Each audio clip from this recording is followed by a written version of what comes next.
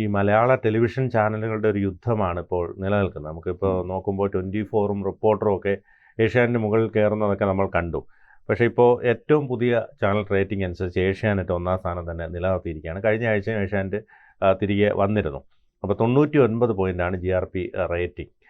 2-ാം സ്ഥാനത്ത് ഇപ്പോൾ 24 ആണ് വന്നിരിക്കുന്നത്. റിപ്പോർട്ടർ 1-ാം സ്ഥാനത്ത് നിന്ന് റിപ്പോർട്ടർ 3-ാം സ്ഥാനത്ത് പോയിരിക്കുകയാണ്. 24 87 പോയിൻറ്റുമായി 2-ാം സ്ഥാനത്ത് വന്നപ്പോൾ റിപ്പോർട്ടർ 84 പോയിൻറ്റുമായി 3-ാം സ്ഥാനത്തേക്ക് പിന്തള്ളപ്പെട്ടു. പിന്നീട് ഉള്ള ചാനലുകൾ നമ്മൾ ഒരു ഏറെക്കുറെ ഒരേപോലെ തന്നെ പോവുകയാണ്. മനോരമ ന്യൂസ് 42 പോയിൻറ്റുമായി അതിന് ഏറെ പിന്നിലാണ്.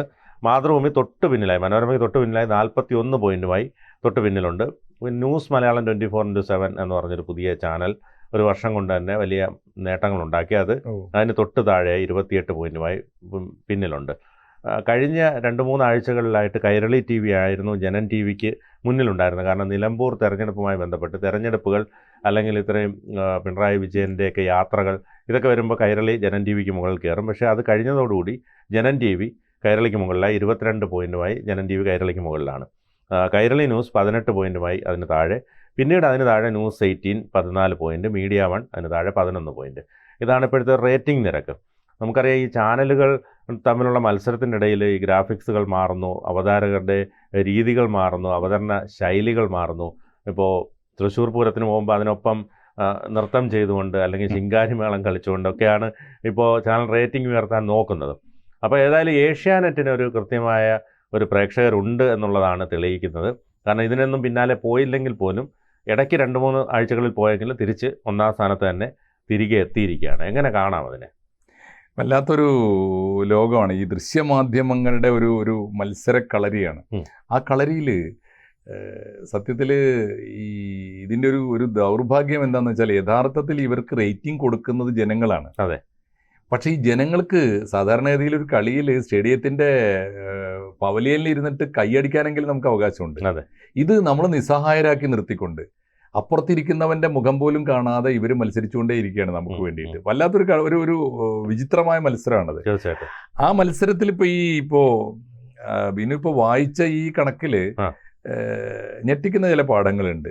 ഒന്ന്, ഈ ഏറ്റവും പ്രധാനപ്പെട്ട കാര്യം ഈ റേറ്റിങ്ങിന് വേണ്ടി കാട്ടിക്കൂട്ടുന്ന പേക്കൂത്തുകളുണ്ടല്ലോ. ഇപ്പൊ എലക്ഷൻ കാലത്ത് ഒന്നാലോചിച്ച്, കഴിഞ്ഞ എലക്ഷൻ കാലത്ത് റിപ്പോർട്ടർ കാണിച്ചത്, നമുക്കിപ്പോൾ ആരുടെയും പേര് പറയാതിരിക്കേണ്ട കാര്യമില്ല. ഇപ്പോൾ റിപ്പോർട്ടർ കാണിച്ചത്, ഇപ്പോൾ ഒട്ടകപ്പുറത്തും കുതിരപ്പുറത്തും ഒക്കെ കയറിയിട്ട് പോയി റിപ്പോർട്ട് ചെയ്യുന്നതിന് എന്താണ് അർത്ഥമുള്ളത്? ഒരു TV നമ്മൾ വില കൊടുത്ത് വാങ്ങിയിട്ട് കേബിളിനും കാശ് കൊടുത്തിട്ട് ഒരു പ്രേക്ഷകൻ കാത്തിരിക്കുന്ന എന്തിനാണ്? ആ തെരഞ്ഞെടുപ്പിൽ അവന് അറിയാൻ താല്പര്യമുള്ള, ജനങ്ങൾക്ക് താല്പര്യമുള്ള, രാജ്യത്തിന് ഗുണകരമായ വാർത്തകൾ എന്തുണ്ടെന്ന് അറിയാനാണ്.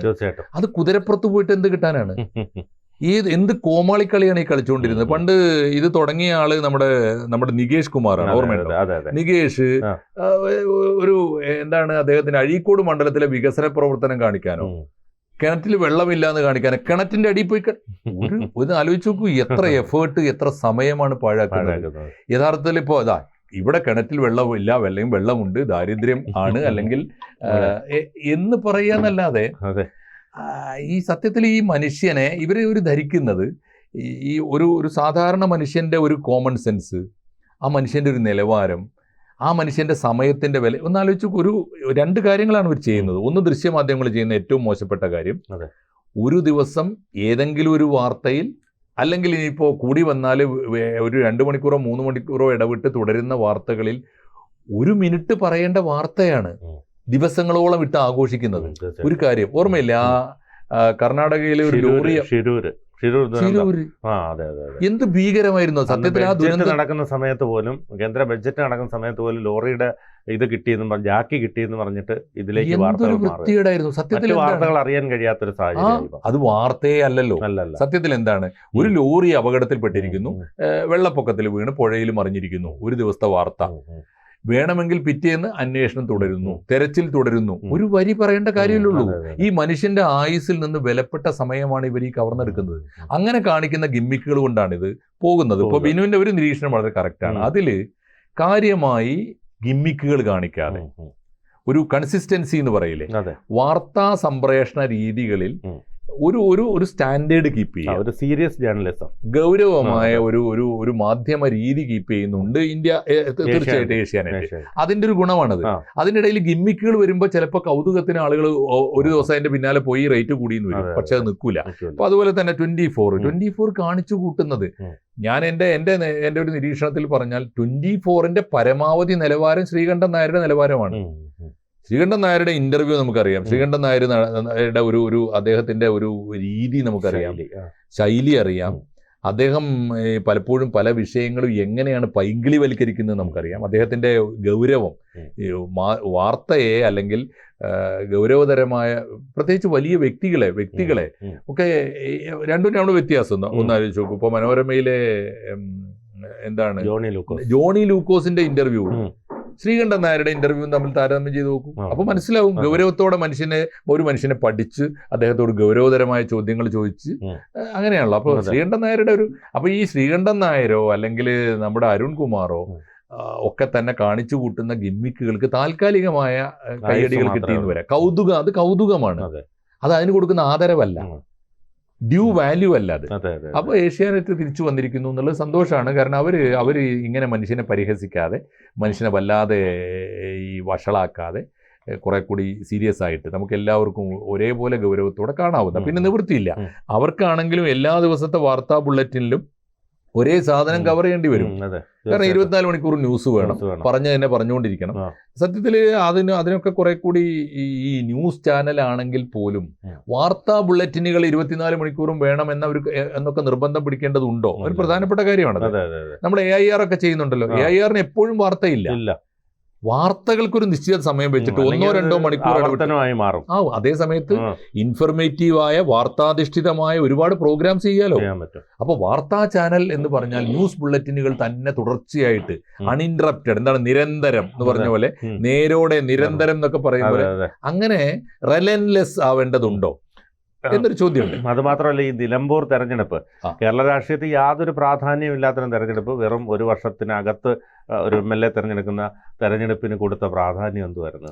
സത്യം പറഞ്ഞാൽ അതാണ്. ഒരു പ്രിന്റ് മീഡിയ ആയിരുന്നെങ്കിൽ എല്ലാ ദിവസവും വേണമെങ്കിൽ ഫ്രണ്ട് പേജിൽ ഒരു സിംഗിൾ കോളം സെന്റിമീറ്ററിൽ കൊടുക്കാവുന്ന വാർത്തയുള്ളൂ എല്ലാ ദിവസവും. ന്യൂസ് ചാനലുകൾക്ക് ഒരു വാർത്താ ബുള്ളറ്റിനിൽ പരമാവധി ഒരു മിനിറ്റ് കൊടുക്കാവുന്ന. അതേസമയം 24 അവർ ആയിരുന്നില്ല ഇവർ കൊടുത്തത്. എന്ത് വിലയുണ്ടാ വാർത്ത? പറഞ്ഞതുപോലെ കുതിരപ്പുറത്തും ആനപ്പുറത്തും ഒക്കെ എന്തൊക്കെ വൃത്തികേട് എന്തൊക്കെയായിരുന്നു കാണിച്ചത്. KSRTC ബസ് വാടകയ്ക്ക് എടുക്കുന്നു. അങ്ങനെ ഒരു തരം അത് ഈ നിലമ്പൂർ ഇലക്ഷനെ സംബന്ധിച്ച് യാതൊരു പ്രാധാന്യവും ഒന്നുമല്ല. എന്തിനാണ് ആ ഇലക്ഷൻ? ഒന്നാമത്തെ കാര്യം. രണ്ടാമത്തെ ഇലക്ഷൻ, ആ ഇലക്ഷനിലെ റിസൾട്ട് തെരഞ്ഞെടുപ്പിന് മുമ്പ് തന്നെ നമുക്കറിയാം. UDF സിറ്റിംഗ് സീറ്റാണ്. സിറ്റിംഗ് സീറ്റ് എന്ന് വെച്ചാൽ അവരുടെ ബേസിക് സീറ്റാണ്. അത് UDF കോൺഗ്രസിൽ നിന്ന് കുറച്ച് വോട്ട് അടർത്തിയെടുക്കാൻ ആർക്കെങ്കിലും പറ്റിയാൽ അപ്പുറത്ത് LDF ജയിക്കും. അങ്ങനെ ജയിച്ചൊരു സീറ്റാണത്. അപ്പൊ അതിലപ്പുറത്ത് എന്ത് പ്രാധാന്യമുണ്ട്? നിലമ്പൂർ തെരഞ്ഞെടുപ്പ് കൊണ്ട് കേരള രാഷ്ട്രീയത്തെ ബാധിക്കും? വെറുതെ ഫുൾ ടൈം മനുഷ്യന്റെ ഊർജ്ജം മുഴുവനും നിലമ്പൂരിലേക്ക് പോയി. വേറൊന്നും ശ്രദ്ധിച്ചിട്ടുണ്ടോ? കേരള രാഷ്ട്രീയത്തിൽ നിന്ന് എന്നോ പടിയടച്ച് പിണ്ടം വെക്കേണ്ട ഒരു എലമെന്റ് ആണ് PV അൻവർ. ഒരു രാഷ്ട്രീയ സംസ്കാരമില്ലാത്ത ഒരു ക്യാരക്ടറാണ്. ആ ക്യാരക്ടറിന് ഇത്രയേറെ വാർത്താ പ്രാധാന്യം ഉണ്ടാക്കി കൊടുത്ത ആരാണ്? ഇതിനൊരു അപകടം കൂടി ഉണ്ട് കേട്ടോ. ഈ വാർത്തകൾ വരുന്നതിന്റെ പിന്നിൽ അത് പെയ്ഡ് ആണ് എന്ന ആരോപണം നിലമ്പൂർ തെരഞ്ഞെടുപ്പിൽ വ്യാപകമായിട്ടുണ്ടായിരുന്നു. മുഖ്യധാരാ മാധ്യമങ്ങളിൽ പലരും ഇത്തരക്കാരുടെ കള്ളപ്പണത്തിന്റെ ഏജന്റുമാരെ പോയി. പിന്നെ പല ചാനലുകളും നടത്തുന്നത് തന്നെ കള്ളപ്പണക്കാരാണ്. അപ്പൊ പിന്നെ അതിലപ്പുറത്ത് നമുക്ക് എന്ത് പ്രതീക്ഷിക്കാൻ പറ്റും? അതെ, തീർച്ചയായിട്ടും. കൂടുതൽ വാർത്തകളും വിശേഷങ്ങളും നിങ്ങളിലേക്ക് എത്താൻ ABC മലയാളം സബ്സ്ക്രൈബ് ചെയ്യുക, ബെൽ ബട്ടണും അമർത്തുക.